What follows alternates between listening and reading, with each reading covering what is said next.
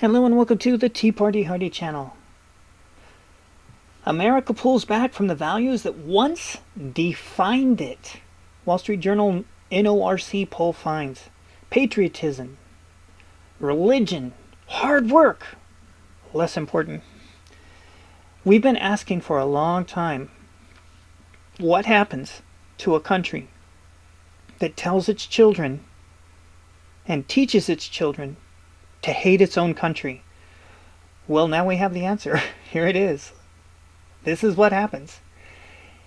Patriotism. In the year 1998, it was at 60-some%. 2019, it had slid, and since we started teaching wokeism and we have the whole lockdowns, oh my gosh, it's cratered all the way down to 38. Look at that. This is what happens when you teach a country and its children to hate itself. It works! Religion, again, it was going way down. And what would be lovely to see with this is, as you see the religion going down, I could bring up another chart just as easily that shows the crime doing this. And the same thing with this.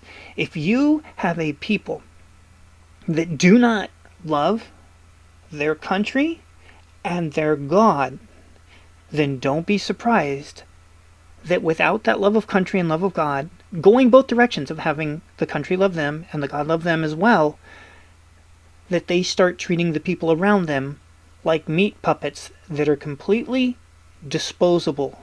You know, look at the school shootings that we have of all flavors and varieties, because they come in all flavors and varieties now. And we have so many mass killings that we can't even keep track of the horrors that happened 4 days ago, because there were the ones that came 3 days ago. I was going to do a video last week on Denver shooting. What? There was a shooting in Denver? Oh yeah, there was. Yeah, there was. And then there was the tornado with all those people killed. Oh, that was so sad and tragic for them. Yes, it was. And it made you forget the Denver thing. Oh, and don't forget about the chocolate factory in Pennsylvania that blew up. You know, the one that makes all of our chocolates for Easter? Oh, the price of Easter's gonna go even higher. It wasn't bad enough the eggs are so expensive, but now we're blowing up the people. Yep.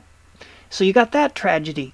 Then you've got the school shooting this week with the trans lady man killer that went in and shot 2 9-year-olds and one child that was almost 9 years old, according to the police, and the 3 adults, 61, and 60. Boy, and you look at the pictures of those, it just shows you how Father Time works so different. One looked fabulous at their age. I mean, just like, how could that person be that age? And the other one looked completely appropriate, and the other one was like not so bad either. But it's like, oh, Father Time. Anyways, it's just impossible to keep up with the tragedies. And this gives us tragedies. If you hate your country, and you think the country hates you, and you have no time for religion, and you have no time for God, and you don't even think God's real, and even if you do think God's real, he doesn't have time for you, then we start killing each other in mass amounts, because what's it matter? There's no God. There's no reason to be patriotic. There's no country. There's no rule of law. What about having children? Well, if you don't have patriotism and you don't have religion, then why would you want to have children? And it's not like we don't have the pill now. I mean, one of the things that if you are over a certain age or under a certain age, the whole concept of discussing how big your family is going to be, do you know that conversation didn't exist before the 1960s? For all of humanity, you never determined how big your family was going to be, except for how well it was going on at the nighttime or in the morning time, or however it rocks your world.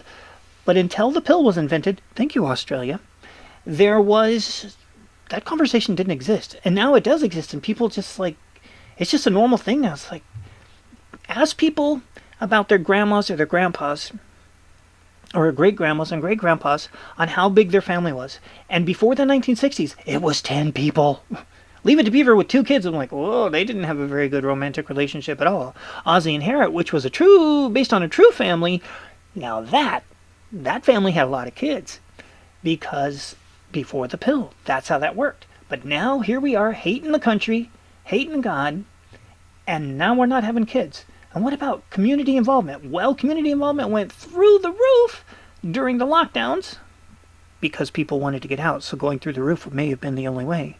So yay for them, and now it has plummeted to beyond belief. One of the things I've also noticed, and I've been talking to other people about, is in relationship to community involvement. The last great event that America said, we're here to help you, which used to be completely normal for everything, was the tsunamis back in 2003, and that was it. After that, I mean, this is 2023. It's been 20 years.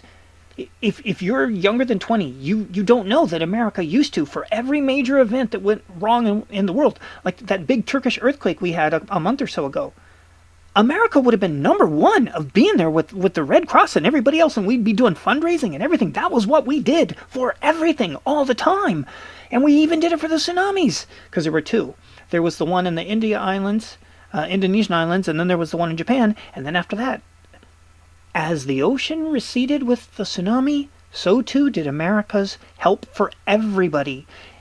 And I don't know why. One thing I can think of is we do a lot more GoFundMes now, which is on a much smaller low-key thing, and the Red Cross got busted along with everybody else for doing shenanigans for the 9/11 collections, and maybe that had something to do with it. And maybe the GoFundMes have something to do with it. But look at it. It's almost at the bottom. There's 20, so we're looking at what, 25% of community involvement? That's 75% of people that don't care about their other human beings. Meat puppets, disposable meat puppets. Oh, but our love of money. Yes, we love our money. Now, to be fair, you gotta have money to survive. But why did it go up? We always needed money to survive. We needed money to survive in 1998 too. And now look at it. For it is the love of money that will be the destruction of mankind. Or something to that effect. Goes over to this one. Or maybe just having wisdom. So this visual is stunning. There was another chart on, let's see, here I'll show you on this one. And you can see it here, and this doesn't do it justice at all. Look, it doesn't even tell you the percentages. It just says 1998 patriotism. Oh, God bless America. And then you go down here to religion. God. Having children. Oh my God. Let's see, community involvement, etc. It's nothing compared to this chart right here. This is brutal. Remember, this baseline down here is 20, and community involvement just barely above it. Having children just barely above it. Well, I guess the good news, there won't be any kids to kill each other anymore. Yay! It's like the old joke of the dude that says to the genie, I wish for world peace. And the genie goes, are you sure you want world peace? And he goes, yes, I want world peace. And the genie goes, okay. And the wish is granted. And the guy goes, where is everybody? It's like, oh, they're all dead. And you have world peace now. It's the same kind of joke where, yeah, you can have your children. I mean, if you don't have children, then you're not going to have to worry about hating God and hating the country. So I return one more time. What happens to a country when you teach its children to hate its country and that has no love for God? Murders, greed, lack of interest in your neighbors, lack of interest in humbada boom. There's another chart down here, and this does the age group. The patriotism. If you're 65 and older, you love America. If you're 18 to 29, you have no time for this country. Because we spent the last 12 years of their lives, K through 12, saying, this country's horrible, it's based on this and this and this. Now, we'll get into how this is going to work out in the future. Having children, the most fertile groups, they're not doing it. If you didn't know, people, starting at the age 30, ladies, listen up. Starting at the age 30, the odds of you having a child with a birth defect start going up exponentially. Not at 40. At 40, you start crossing your fingers if you can even have a baby. I was going to say something very inappropriate. If at 40, you're just hoping to have kids if you're trying to have kids. Because don't forget this, another olden days saying. What did people before the year 2000 call women holding a baby when they were 40? That's right, grandma.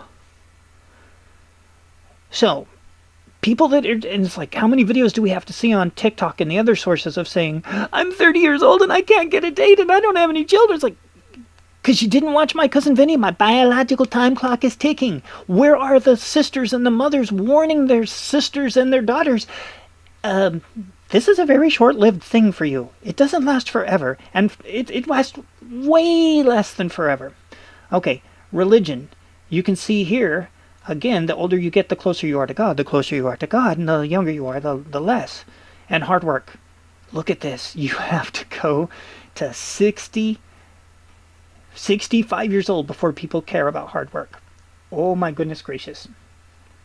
Speaking of the values of America, the rule was, for all of America's history until the 21st century when we'd stop being America, the rule was, if you come to America and you work hard and you play by the rules and you're honest, you have a very, very good shot at making it. If you tell somebody in the 21st century to work hard, play by the rules, and be honest, you are setting them up for grand failure. Look at the biggest successes in our time, and you're going to discover, did they follow the rules?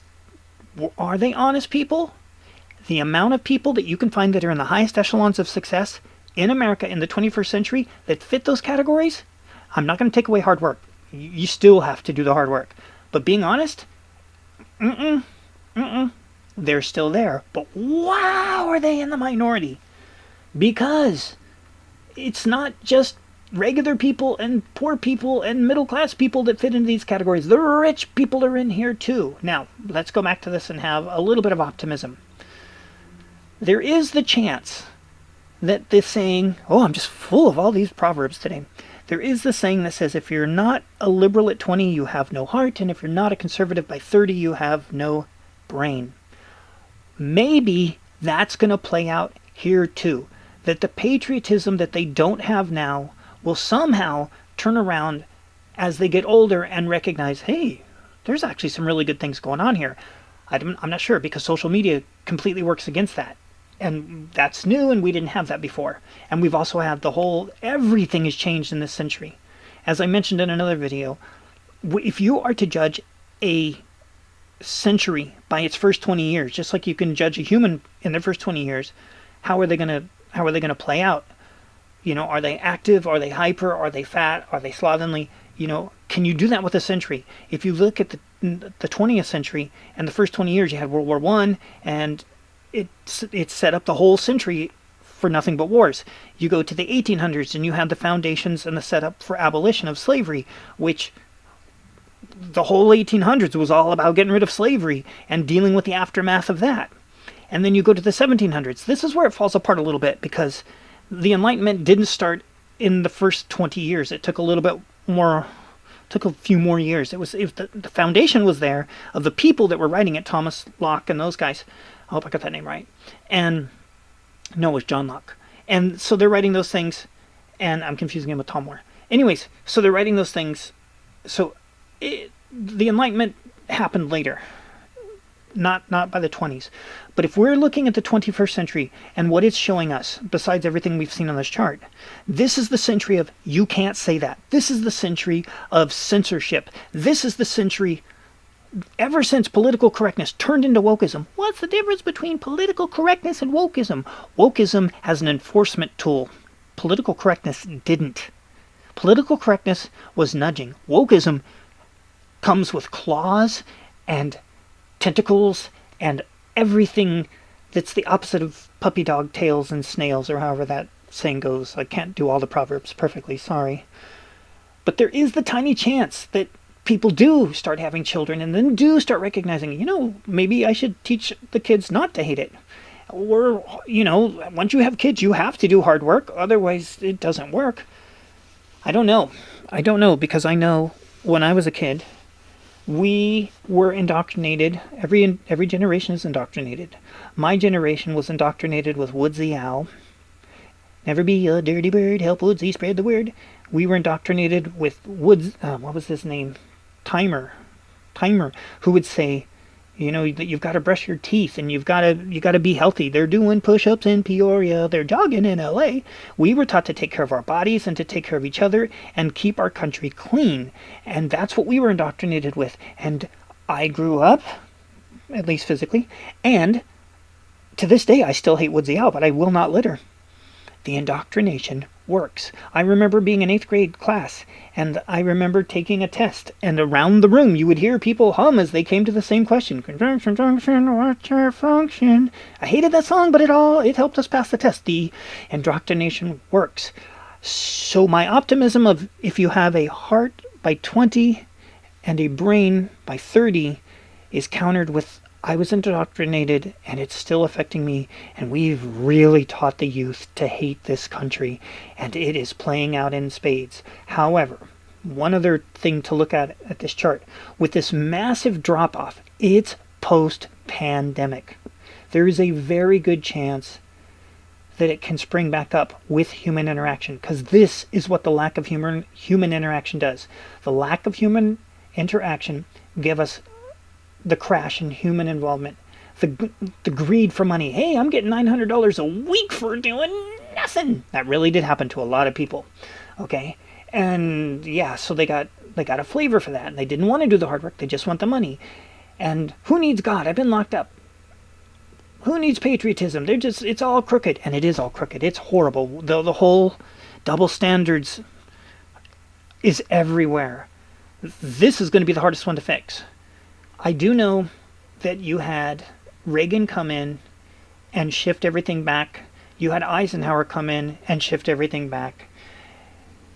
We had Trump come in and shift everything back.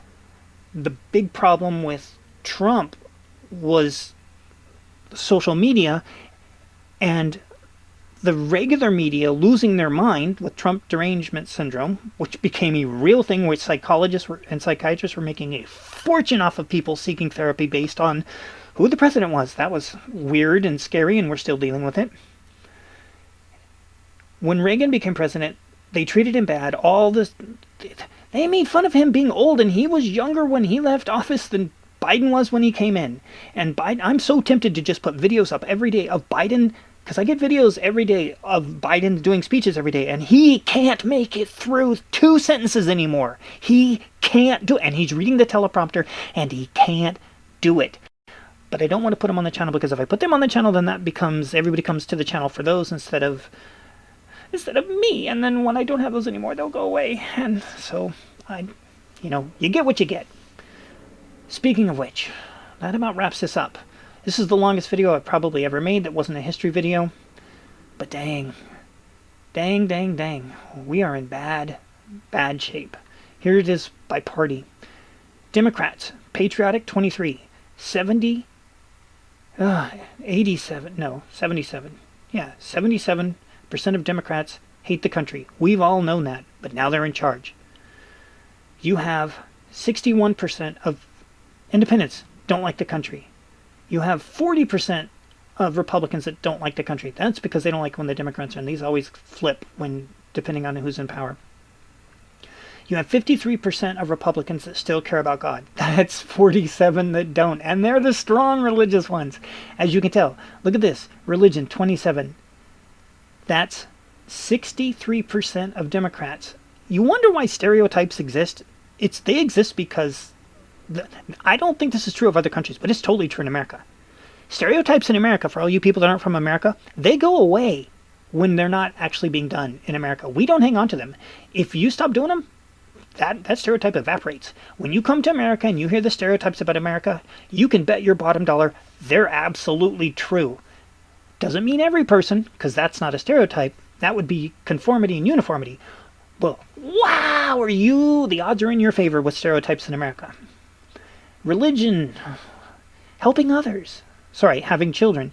35%, only 26% of Democrats want to make babies. Independents, actually, they don't want to make them at all. I guess they really take being independent seriously, because you can't be independent when you have children. You have 53% of the Republicans that want to have babies. That's not enough either. Oh, sorry, that's having religion. Sorry, I got distracted by the helicopter. Having children, 26, 20, 38. Community involvement. Democrats say they want to help by 32%. However, Democrats define community involvement very different than Republicans do. That needs to be kept in mind for that particular question. And money, money, money. Everybody wants the money. The Republicans want the money. The Democrats want the money. 45, 45. The independents like, nah, I'm good. I'm independent. I don't need it. I'm independently wealthy. So, let's see. What do we got this? Acceptance of people who are transgender. They don't set it up very well because you just have to infer their implication. That they're saying that 85% of Democrats are okay with them. Yeah, they're so okay with them that when what happened with the transgender shooter, they were on the side of the shooter. Look it up. Okay, 47%, 75%. Yeah, okay. Schools and universities taking steps to promote racial and ethnic diversity. Never forget, diversity means divide. And this should be 100 because they really love, I guess this one's one of the upside down ones. 94% of them like it. Yeah, they like dividing them. And boy, divide and conquer works every time it's tried. 55% of Republicans believe in divide and conquer. Or no, it'd be the other way around, it'd be 45%. Acceptance of people who are gay, lesbian, or bisexual. Oh, look at that. They pulled that out from the trans. Forget the LBTQ. G, whatever. MOUSE. So there we go. Businesses taking steps to promote racial and ethnic diversity. Again, diversity means to divide. If you want to pull people together, it's not called diversity. It's called variety and unity. Diversity always means divide, and they don't hide it. They're absolutely trying to divide you. When you do those seminars for CRT and everything, they divide you. They're not hiding it. They're not pretending that diversity is anything other than dividing. What else do we have here? Promoting equality between men and women. Wow, look at that. 98% of Democrats say they want the same between men and women. And you will never find a more, what's that word? Simp?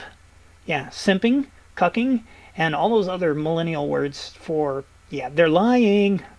They're lying. Okay, I got lucky that I was able to bring up this chart because this is behind the paywall, and sometimes they'll let you through the paywall without doing the paywall, and they did, so I just really wanted to bring these to you. This is a big deal. So in closing, what happens when you teach your children to hate the country?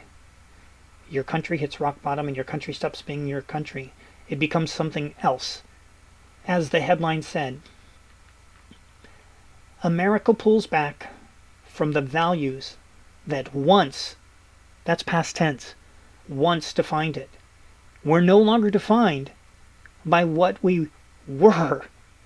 The reason Trump calls it Make America Great Again is because once defined us. If we're not defined by our patriotism, our religion, and our hard work, then what are we defined by?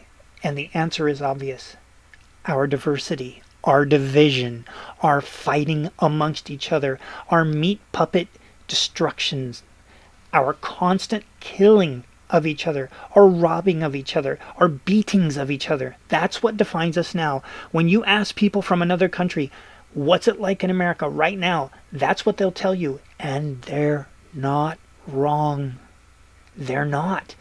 We've rolled into the 21st century a very different country than we were in the 17th, 18th, and 19th century.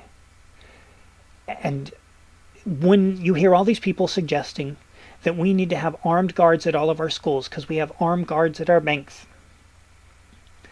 if we do that, ask yourself this question, and if not, I'll ask it for you. How does that end? If we're going to put armed guards everywhere to protect our people from our people, how does that end? What does that say about us? And I'm not saying it's not needed. I'm just saying, what does it say about us? How does it end? And the obvious answer is it doesn't end until we collapse. And when you look at those charts I just showed you, the 20, we were scratching 20 on almost all of them. We've already collapsed. We just haven't finished. But we've already collapsed. I hate to be so pessimistic, but guys, when the Wall Street Journal says that once defined us, and we're just hovering at 20% for patriotism, religion, and values, What are we? If we don't have the Declaration of Independence and the words that it says, which we celebrate on the 4th of July to say this is who we are, and the word Constitution, what constitutes the United States of America? This is our Constitution. If we don't teach it, and we don't, and if we don't believe it, then we don't have a Constitution. We don't have religion. We don't have patriotism. We've got nothing left holding us together, which means we're not together. We are just waiting for somebody to come take us over, whether it be the new Messiah, an old Messiah, or Ni Hao Ma, or Das Budanya, or those are the only 4 languages I can do that are relevant for taking us over. And I will end on this. But woe to thee who tries to take over our country right now. Because if you are a fan of Pinky and the Brain, you will know there was the one episode where the brain was able to take over the whole world. And at the end, he looked out the window and he saw the people that he now controlled. Okay, or the mice. And he recognized, whoa, I may have taken over, but the world is... I don't want to ruin the episode for you. It wasn't worth it to him. In the end, what it took to win, it wasn't worth it. Just like the genie and the guy who wished for world peace, it wasn't worth it. So, Chinese people that want to take us over, you sure you want to take it over? Do you want to buy a new pair of shoes that ain't a new pair of shoes? They're used and they stink and they got holes in them beyond the one that you slide your foot in? Thanks for watching. May all of this turn around and we start loving each other again. We start loving God again, and we get the benefits of loving God. And we get the benefits of God loving us. And we start loving our country again, and we get the benefits of loving our country, and we get the benefits of the country loving us again. And we get the benefits of taking care of each other again. Then yay. But if we've come to a time where we have to have armed guards at all of our public schools, the collapse is just gonna have to finish playing out. Thanks for watching. We'll see you in the future.